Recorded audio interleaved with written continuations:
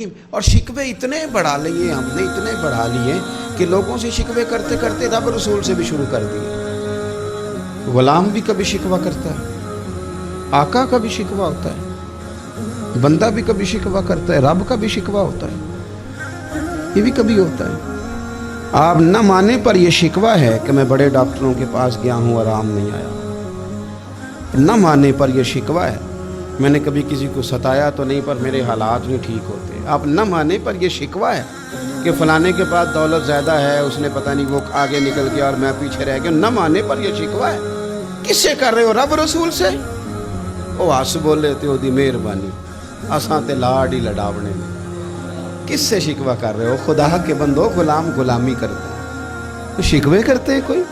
حضرت ام سلمہ رضی اللہ تعالیٰ، شوہر کا نام ہے ابو سلمہ، بیٹے کا نام ہے سلمہ۔ کہتی ہیں میں، میرا شوہر، میرا بیٹا، تینوں، چھوٹا بیٹا میرا، ہم نکلے مکہ مکرمہ سے مدینہ طیبہ جانے کے لیے۔ ایک کی بیٹا ہے، خاندان جمع ہے، شوہر کی گود میں بیٹا، اونٹ کے پیچھے میں۔ فرماتی ہیں مدینے کی سرحد آ گئی تو میرے میکے والے آ گئے، کہنے لگے ابو سلمہ نہیں لے جانے دیں گے مدینے اپنی بیٹی کو۔ میں نے کہا میں مسلمان ہوں، میں تو اپنے شوہر کے ساتھ مدینے جاؤں گی۔ انہوں نے کہا نہیں جا سکتے، تو نے جانا ہے تو جا، ہماری بیٹی نہیں جائے گی۔ زبردستی مجھ سے انہوں نے مجھے میرے شوہر سے الگ کیا۔ کہتی ہیں پھر میرے شوہر کے قبیلے والے آ گئے، وہ کہنے لگے اگر تم اپنی بیٹی کو نہیں نہ جانے دیتے تو یہ جو ہمارا پوتا ہے یہ ہماری نسل ہے، تمہارا نہیں، اسے ہم نہیں جانے دیں گے۔ وہ بچہ اپنی طرف کھینچتے تھے، میں اپنی طرف کھینچتی تھی، مدینے کی سرحد پہ۔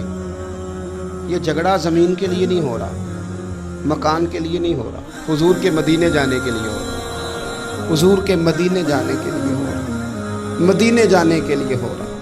لنگ کئی مہینے تے برس گئے تے تیری دید نو دیدے ہی ترس گئے۔ انہوں نے بچہ کھینچا، میں نے اپنی طرف کھینچا، میرے بچے کا بازو اتر گیا۔ فرماتی ہیں میرے شوہر مدینے چلے گئے، بیٹا میرا میرے سسرال والے لے گئے، مجھے میکے والے لے گئے۔ آج بھی کچھ سیانے بندے کہتے ہیں اس کو نکال دو اور بچے چھین لو۔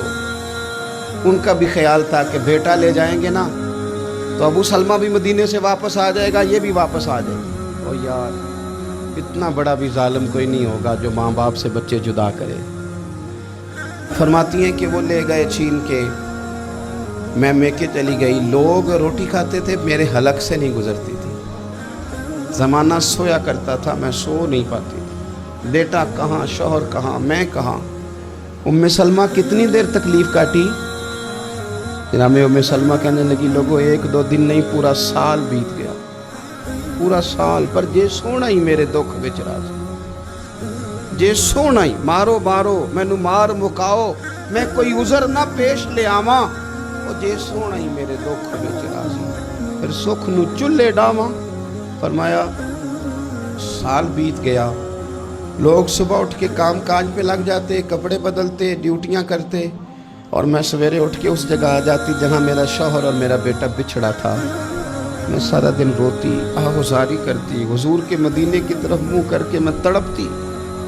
سال بیت گیا، سال، ایک ہفتہ نہیں نکلتا بچوں کے بغیر۔ بڑے بڑے سیانے لوگ پردیس جاتے ہیں تو بچوں کی فوٹو دیکھ دیکھ کے روتے ہیں، لیکن کہتی ہے ماں تھی، بیٹا بچھڑا اور پھر بیٹا بیمار ہو اور ماں سے جدا ہو، کتنی تکلیف کا منظر ہے۔ آپ فرماتی ہیں کہ ایک سال بیت گیا اور میں نے کسی کی منت نہیں کی، میں نے کوئی شکوہ نہیں کیا، اس لیے کہ جس حال میں رب رسول رکھے، یہ حوصلہ، یہ صبر، یہ توانائی۔ ایک سال کے بعد میرے چچا کا بیٹا میرے پاس سے گزرا، تڑپتے دیکھ کر کہنے لگا میری بہن تو سارا دن روتی رہتی ہے۔ تو میں نے کہا بھائی تمہیں کیا بتاؤں، اس کا شوہر چلا جائے، بیٹا جدا ہو جائے، وہ کیا کرے گی؟ فرماتے اس نے جا کے میرے باپ سے، اپنے والد سے، میرے خاندان والوں سے کہا اس کی سزا کب ختم ہوگی؟ اس غریبنی کا قصور یہ ہے کہ یہ مدینے والے کا کلمہ پڑھتی ہے، اس کی غلطی یہ ہے کہ یہ مسلمان ہو گئی ہے، دین حق قبول کر لیا، کیوں نہیں تم خیال کرتے؟ کہتے ان کے دل نرم ہوئے، وہ رضامند ہوئے مجھے مدینے جانے۔ پھر اس نے کوشش کی، میرے سسرال پیغام بھیجے، کب بس کرو، اور بچہ تو چڑیا کا جدا ہو جائے تو وہ تڑپا کرتی ہے، اور تم نے ایک جیتی جاگتی ماں کا بیٹا جدا کیا ہے، وہ بھی نرم ہوئے، رب نے اسباب بنائے، میرا بیٹا مجھے ملا۔ کہنے لگے تو رہ جا، میں نے کہا نہیں، تم مسلمان نہیں ہو، تمہیں پتہ نہیں نا، میں یہاں نہیں رہ سکتی، مجھے مدینہ ہی جانا ہے۔